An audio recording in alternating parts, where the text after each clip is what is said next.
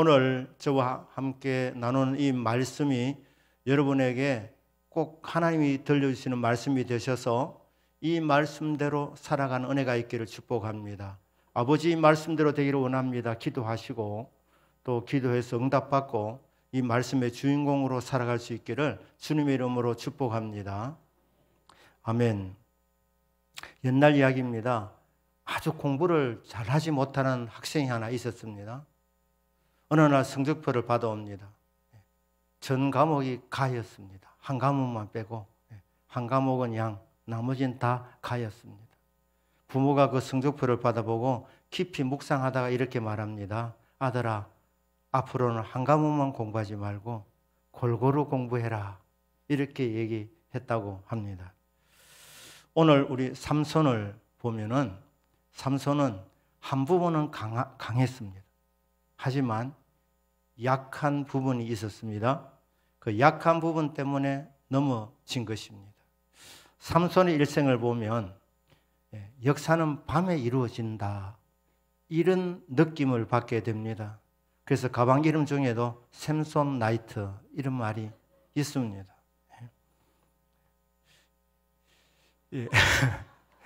이 샘손은 아버지가 사무엘이라는 뜻입니다.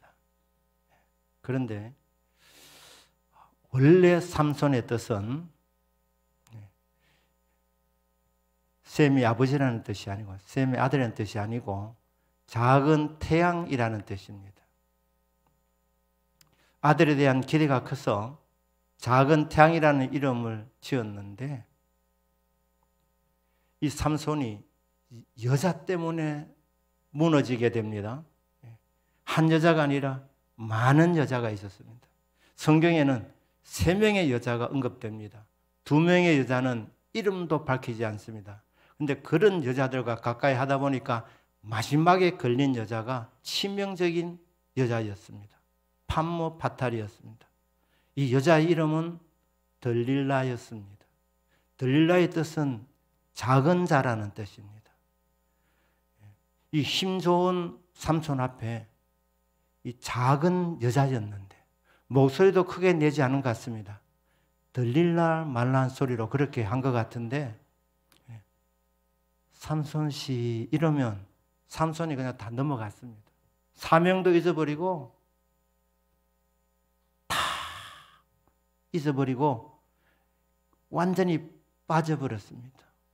그런데 이 들릴라의 원래 뜻이 뭐냐 하면 밤에 속한 자라는 뜻입니다. 밤에 속한 자. 여러분 신기하지 않습니까? 작은 태양인데 빛을 기대했는데 밤에 속한 자에게 잡혀서 빛을 잃어버린 인생. 이게 바로 삼손입니다. 삼손의 출발은 정말 좋았습니다. 아이가 태어나기 전에 참 경건한 가정이었는데 하나님께서 자식을 주지 않으셨는데 어느 날 하나님께서 여호와의 천사를 보내어 가지고 수태고지 아들을 낳게 될 것이라 이렇게 말했습니다. 그러면서 이 아들은 보통 아들이 아니다. 이 아들은 사명자다. 내가 특별히 구별한 사람이다. 그래서 포도주나 독주를 손대지 마라. 머리를 자르지 마라. 나면서 평생 나실인이 될 것이라 말씀하고 그리고 이 아들이 너희들이 블레셋에 의해서 지금 압제를 받고 고통을 많이 받고 있는데 이 아들이 블레셋에서 이스라엘 백성을 구원하기 시작할 것이라 놀라운 약속을 받은 아들이었습니다. 이 천사의 예고대로 여호와의 사자의 예고대로 이 아들이 태어났습니다.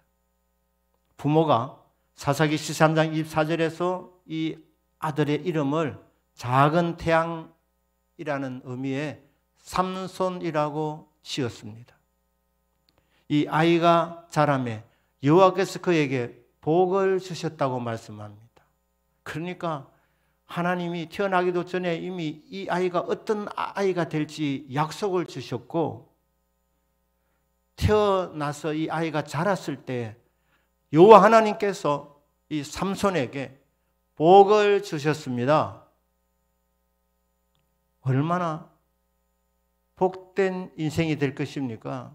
근데 25절에 보면은 소라와 에스다올 사이 마하네단에서 여호와의 영이 그를 움직이기 시작하셨더라. 이 삼손의 출생지 마하네단에 이 아이가 자랐을 때 하나님이 이 아이에게 복을 주셨고, 하나님의 영, 여호와의 영, 성령이 그를 감동하기 시작했더라. 이전 번역은 그렇게 되어 있습니다. 그런데 이번 번역에는 보니까 그를 움직이기 시작하셨더라. 원문의 의미는 어떤 뜻이냐? 성령이 이 삼손을 휘저으셨다. 휘저으셨다. 성령이 얼마나 강력하게 역사하셨냐면 이 아이의 생각과 모든 것을 사로잡았습니다. 휘두르셨습니다. 휘잡으셨습니다. 저와 여러분의 인생은 성령께 완전히 사로잡힌 인생이 되기를 주 예수님의 이름으로 축복합니다. 아멘. 이거 얼마나 화려한 출발이었습니까? 얼마나 장래가 기대되는 인물이었습니까? 하나님이 복을 주셨고, 하나님이 태어나기 전에 이미 약속을 주셨고, 그리고 하나님께서 성령을 보내주셔서 성령께서 그의 인생을 주관하셨으니, 그의 삶을 휘저으셨으니, 삼손이라는 그 인생 전체를 사로잡으시고 휘두르셨으니 얼마나 영향력을 크게 끼치는 인물이 되겠습니까? 위대한 사사로 살아갈 가능성이 충분히 있었던 인물이 삼손이었습니다. 그런데 그의 인생은 실패로 끝납니다. 무엇 때문입니까? 삼손은 강한 부분도 있었지만 약한 부분이 있었는데 그 약한 부분 때문에 무너졌던 것입니다. 여자 때문에 무너진 인생입니다. 여러분 혹시 이렇게 생각할지 모르겠습니다. 이런 거 보면 차라리 복 안 받는 게 더 좋을 뻔했다. 성령을 안 받는 게 더 좋을 뻔했다. 오늘 이 설교 말씀을 시작하는 부분에서 여러분에게 로마서 11장 29절 말씀을 먼저 드리고자 합니다. 하나님의 은사와 부르심에는 후회하심이 없으시니라. 믿으십니까? 하나님은 은사 주시고 어떤 기대감을 가지시고 능력을 부어주셨는데, 은사를 주셨는데 잘 사용하지 못할 때 하나님은 실망하신다고 하지 않는다 이 말입니다. 후회하지 않으십니다. 하나님이 저와 여러분을 부르셨습니다. 하나님의 자녀이기 때문에, 예정된 하나님의 자녀이기 때문에 하나님의 때에 저와 여러분을 부르셨습니다. 그리고 우리 각자에게 소명을 주셨습니다. 그런데 하나님의 기대에 못 미칠 때 하나님이 저 자식 내가 잘못 불렀구나, 잘할 줄 알았는데 아니구나 하면서 하나님 후회하지 아니하십니다. 믿으십니까? 하나님 우리 하는 것 봐가면서 기뻐하셨다가 후회하셨다가 이렇게 자꾸 바뀌시는 분이 아니십니다. 하나님 우리를 부르시고 나서는 결코 후회하지 아니하십니다. 비록 우리가 하나님을 실망시키는 삶을 살고 있다 하더라도 하나님은 그것 때문에 부르심 자체를 후회하시는 분은 아니십니다. 하나님께서 우리에게 은사를 주시고 능력을 부어 주실 때 하나님도 기대가 있으시겠지만 그 기대를 충족시키지 않는다 하더라도 하나님이 안 되겠구나 후회하시고 주신 은사를 거두어 가시는 분은 아니라 이 말입니다. 하나님은 우리가 어떤 결말을 내놓든지 상관없이 하나님은 그냥 우리를 부르시는 것으로 만족하시는 분이십니다. 하나님 우리에게 은사 주시고 능력 주시는 것으로 만족하시는 분이십니다. 하나님께서 우리 하는 것 보고 아침에는 기분이 좋으셨다가 오후에는 또 생각을 바꾸셔서 준 거 다시 찾아가시는 그런 분이 아니라는 것입니다. 하나님이 삼손을 부르시고 삼손을 일찍부터 성령을 부어주셨는데 이 자식 안 되겠다 하면서 그도 가시지 아니하셨다 이 말입니다. 저와 여러분의 소원이 있다면 하나님은 우리에게 어떤 대가를 바라고 하신 일은 아니지만 하나님 우리에게 능력을 부어주시고 하나님이 천에 하나 만에 하나 불러서 하나님의 자녀로 삼아주셨으니 감사해서 하나님 너무너무 고맙습니다. 내 일생 주님의 기쁨이 되는 삶이 되기를 원합니다. 이게 저와 여러분의 기도의 제목이 되기를 주 예수님의 이름으로 축복합니다. 아멘. 하나님 복을 주시는 자체가 문제가 아닙니다. 그러니까 여러분이 복을 구할 때는 하나님이 복을 반드시 주시는데 복을 구하면서 동시에 무엇을 구해야 되느냐? 하나님이 복을 주실 때 이것 때문에 타락하지 않도록 하나님이여 복을 주신 만큼 더 많이 베풀고 나눌 수 있는 넉넉한 마음을 주십시오. 그것까지 구하셔야 됩니다. 그러면 하나님께서 여러분에게 복을 주셔도 탈선하지 않습니다. 덕을 끼칩니다. 선한 영향력을 끼치게 되는 것입니다. 복만 구하다 보니까 복만 받으시면 어떻게 됩니까? 그렇게 되면 교만해질 수 있습니다. 아주 자기밖에 모르는 인생이 될 수도 있는 것입니다. 삼손이 능력을 크게 받았습니다. 그런데 그와 못지않게 받아야 할 부분이 있었는데 그것은 거룩이라는 영역이었습니다. 여러분 하나님 앞에 구하실 때 능력만 구할 것이 아니라 그 능력을 뒷받침할 수 있는 하나님 저에게 거룩함을 주십시오. 기도하는 그런 영성이 되시기를 주 예수님의 이름으로 축복합니다. 아멘. 그런데 이 삼손은 능력은 크게 받았는데 그리고 능력은 크게 나타났는데 거룩은 아니었습니다. 그 당시에 사사였지만 일반 백성과 거의 별다르지 아니한 아니 오히려 더 도덕적으로는 더 문제가 있는 그런 인물이 바로 삼손이라는 인물이었습니다. 삼손의 삶을 보면서 이거 성령도 받았지만 음란의 영도 받은 것 아니냐? 아닙니다. 성령은 바로 받았습니다. 잘 받았습니다. 그런데 삼손의 문제는 무엇이었느냐? 육신의 정욕을 조절하는 그 부분이 약했습니다. 사람에게는 육신의 정욕이 있습니다. 안목의 정욕이 있습니다. 자랑하고 싶은 그런 명예욕 그리고 자랑하고 싶은 그런 욕망도 있습니다. 누구에게나 다 있습니다. 크고 작음의 차이일 뿐이지 누구에나 있습니다. 성령 받은 사람에게도 이게 있다 이 말입니다. 성령 받은 것으로 다 끝나는 것이 아닙니다. 성령을 받았어도 여전히 내 속에 육신의 정욕과 안목의 정욕과 일생의 자랑이 있기 때문에 그것은 컨트롤 하셔야 됩니다. 조절하셔야 됩니다. 절제하셔야 됩니다. 아니 더 적극적으로 우리는 하나님의 능력을 구할 때 두 가지를 다 구해야 되는 것입니다. 하나님 저에게 능력을 주십시오. 아멘. 그리고 동시에 하나님 덕을 끼칠 수 있도록 하나님 저에게 거룩함도 주십시오. 이 두 가지 구하시면 하나님께서 균형 잡힌 삶을 살도록 해주시는 겁니다. 어떤 분은 이렇게 말합니다.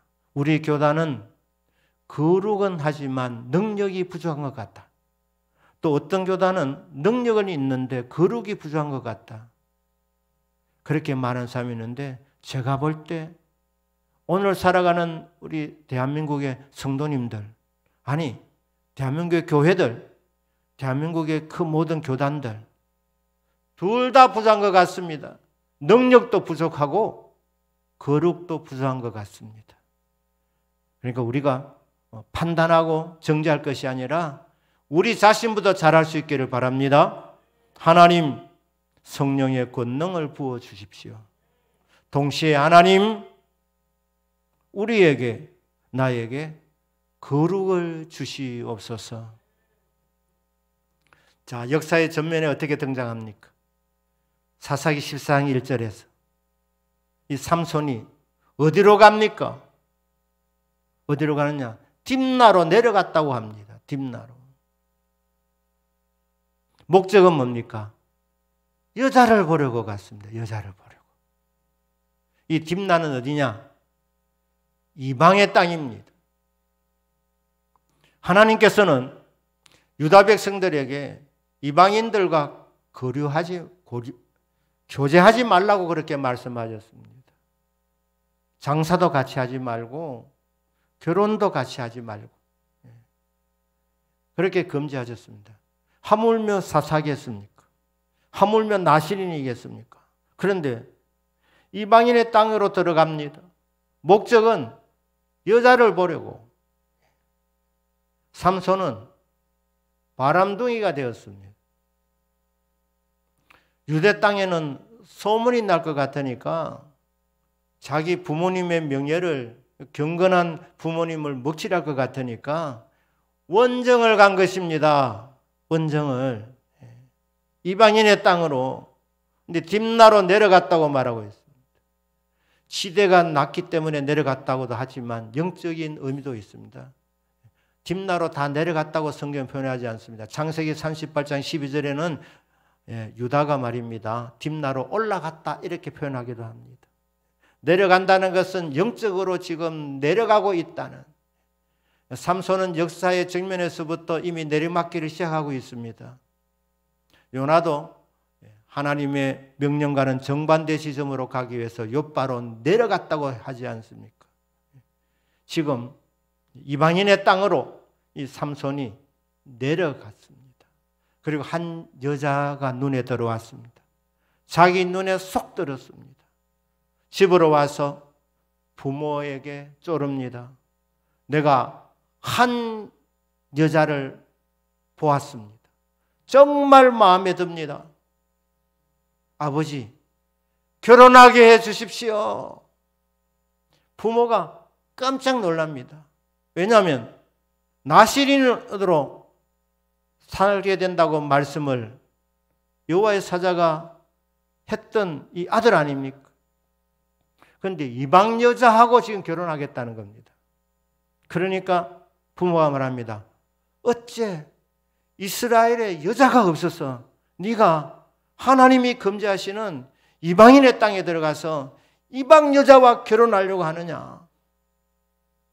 이렇게 얘기를 하면 알아들어야 될 텐데 삼손은 힘은 좋아도 머리는 좀 부족했던 것 같습니다. 못 알아듣습니다. 그리고 계속해서 부모에게 독촉을 합니다. 자식을 이기는 부모가 있습니까? 그러니 이 부모가 결국은 치게 됩니다. 그럼 뭐라고 말합니까? 알았다. 가자. 해서 딥나 땅으로 갑니다. 가는 길에도 이 삼손이 나신으로 해서는 안 될 일을 합니다. 포도원을 지나가는 거예요. 포도원에 들어갑니다. 포도주와 독주를 멀리해야 되는 이 사사가 말입니다. 포도원을 멀리하지 않습니다. 그랬더니 그곳에서 사자를 만납니다. 젊은 사자, 아주 힘있는 사자를 만납니다. 위기를 만납니다. 그때에 여호와의 영이 삼손에게 임합니다. 하나님께서 큰 힘을 삼손에게 주어서 이 젊은 사자를 염소 새끼를 찢듯이 쉽게 찢어버립니다. 하나님은 삼손이 예배드리러 갈 때만 도와준 것이 아니고 지금 가지 않아야 할 곳을 선택해서 가서 지금 결혼하려고 하는 그런 시점에서 사자를 만났을 때 그때도 하나님이 성령을 보내어 주셔서 건져 주십니다. 하나님은 이렇게 좋으신 하나님이십니다. 하는 행동은 계심에도 택한 자식이기 때문에 사사로 하나님이 부르셨던 존재이기 때문에 그가 위기를 만났을 때에 하나님의 성령이 그에게 임하여서 능력을 받아가지고 젊은 사자를 쉽게 제압할 수가 있었습니다. 그러니까 삼손은 타고난 장사가 아니라 위기의 때마다 성령께서 역사해 주셔서 힘이 나타난 줄로 믿습니다. 그러니까 삼손에게서 성령이 떠나시면 그는 별 볼일 없는 인간이 되는 것입니다. 그러니까 성령이 계속 임하고 성령을 부어주시니까 능력 있는 삶을 살아가게 된 것뿐입니다. 자, 사자를 찢은 이야기를 부모에게 하지 않습니다. 그런데 이 딥나의 이 여인에게는 여러 가지 말을 한 것을 볼 때 깊은 이야기까지 하였을 것 같습니다. 그런데 돌아가는 길에 그 죽은 사자가 궁금해서 보니까 이게 또 웬일입니까? 이 죽은 사자 몸에 벌떼가 모여 있는 것입니다. 벌 공동체가 되어 있었습니다. 벌떼가 모여 있는 것입니다. 원래 벌은 시신에게는 다가가지 않는답니다. 냄새 민감하기 때문에. 그런데 이 특별한 일로 이 죽은 사자의 몸에 벌떼들이 모여 있고 그리고 거기서 꿀을 내고 있었습니다. 그러니까 이 삼손이 꿀을 떠 먹습니다. 이것도 사사가 해서는 안 될 일입니다. 나스린이 해서는 안 될 일. 시신을 만지면 안 됩니다. 그러면 부정한 존재가 됩니다. 이 시신을 만진 사람은 반드시 제단에 가서 죄를 회개하고 정결함을 받아야 됩니다. 회복되어야 합니다. 그런데 이 삼손은 믿음의 사람이 아니었습니다. 하나님의 말씀대로 사는 사람이 아니었습니다. 그러니까 맛있는 꿀이 있으니까 그냥 떠서 먹은 것입니다. 시신에서 지금 나오는 그 꿀 상관없이 단 것이니까 그냥 떠 먹는 것입니다. 그리고 부모님에게도 이것을 주었다 이 말입니다. 그리고 이 시간이 지나가지고 결혼하기 위해서 옵니다. 잔치가 벌어집니다. 여기 보니까 잔치는 보통 일주일을 합니다. 그게 그 당시에 풍습이었습니다. 청년들은 다 이렇게 했다 그렇게 말합니다. 여러분, 하나님의 백성은 이 세상 풍조를 따라 사는 인생들이 아닙니다. 너희는 이 세대를 본받지 말고 오직 마음을 새롭게 함으로 변화를 받아 하나님의 선하시고 온전하시고 기뻐하신 뜻이 무엇인지 분별해야 됩니다. 그리고 하나님의 기쁘신 뜻을 따라서 살아야 됩니다. 다 일주일 잔치한다고 일주일 할 일이 아닙니다. 삼손이 술을 마셨겠는가? 풍조 따라 다 하는데 왜 잔치에 술을 왜 안 마셨겠습니까? 나실인이라는 사명 다 잊어버린 것입니다. 그리고 거기서 수수께끼를 하나 냅니다. 객기를 부리는 겁니다. 무슨 내기였느냐? 내가 수수께끼를 내는데 너희들이 맞추면 너희들 30명 덜러리로 왔으니까 30명 각자에게 배옷 한 벌과 겉옷 한 벌을 주겠다. 도합 60벌입니다. 그러나 너희들이 내 문제를 못 맞추면 너희들이 나에게 60벌을 다오. 좋다. 얘기해봐라. 그러니까 수수께끼를 냅니다. 질문 형태가 아니라 서술형이었습니다. 먹는 자에게서 먹는 것이 나오고 강한 자에게서 단 것이 나왔도다. 이거는 삼손만이 아는 비밀이었습니다. 왜냐하면 삼손이 처음 했던 일이었기 때문에 아무도 부모에게도 말하지 않았던 비밀이었습니다. 그러니까 이 수수께끼를 냈는데 일주일 기간 동안에 첫 3일 동안에 아무도 이 문제를 맞추지 못하더라. 이게 오늘 읽었던 사사기 14장 14절까지 나와 있는 내용입니다.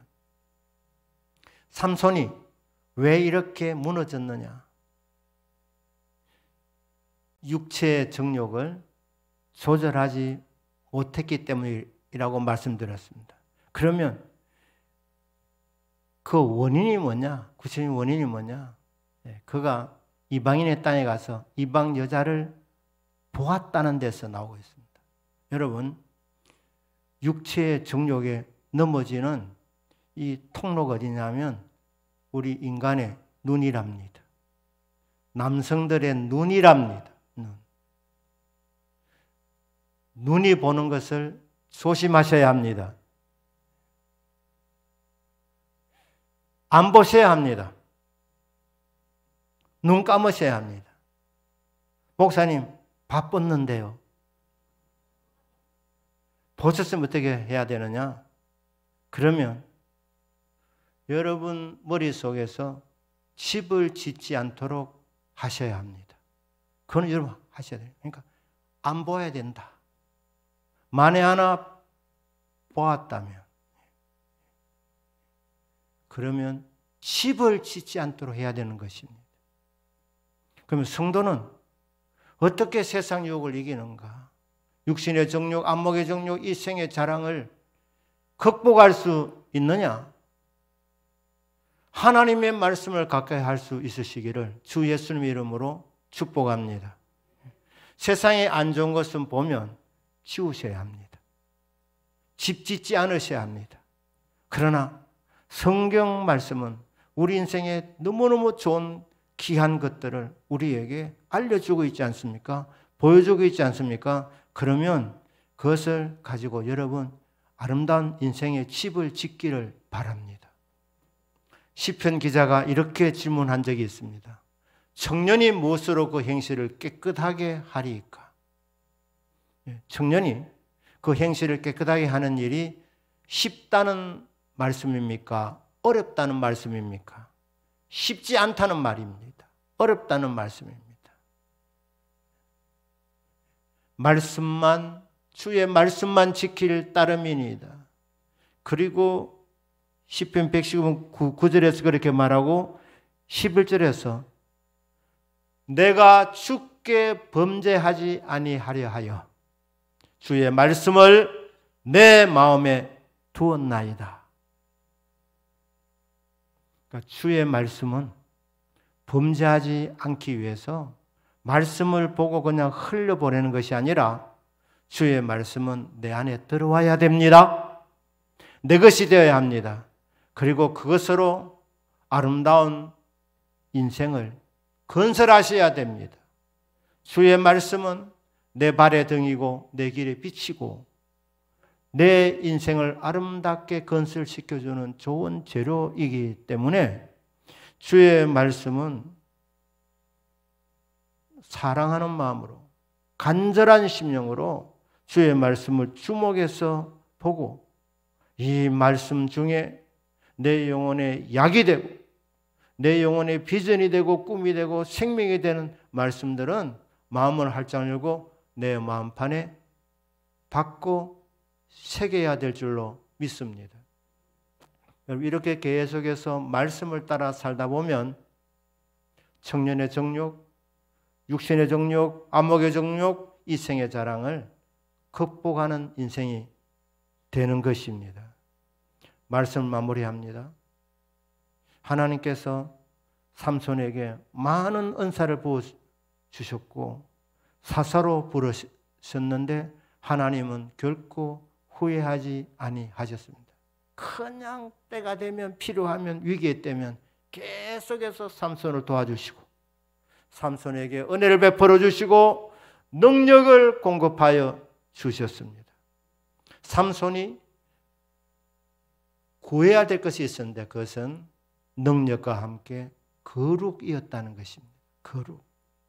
만약에 이 두 가지를 다 구해서 두 가지를 다 받았다면 삼손에 대한 인생의 이 스토리는 달라졌을 것입니다.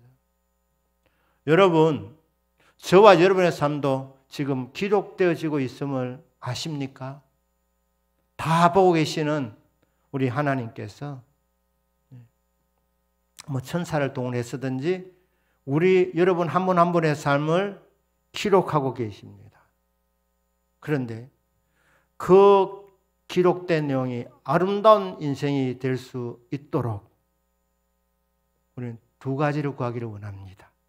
하나는 능력, 또 하나는 거룩입니다.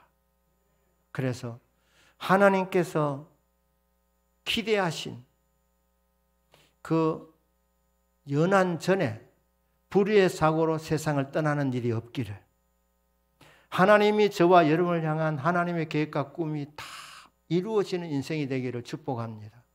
하나님 지금 100을 기대하셨는데 인생을 망할 때 보니까 너는